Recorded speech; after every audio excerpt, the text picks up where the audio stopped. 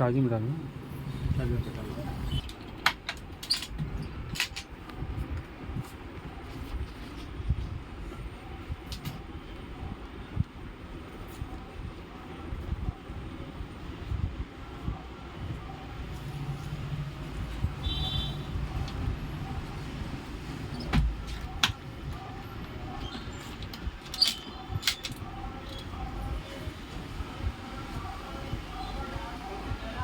MS office life time కదా, ఆఫీస్లో కూడా అది వేరే సిస్టమ్ 1 year బ్యాక్ తీసుకున్నాం, అది లైఫ్ టైమ్.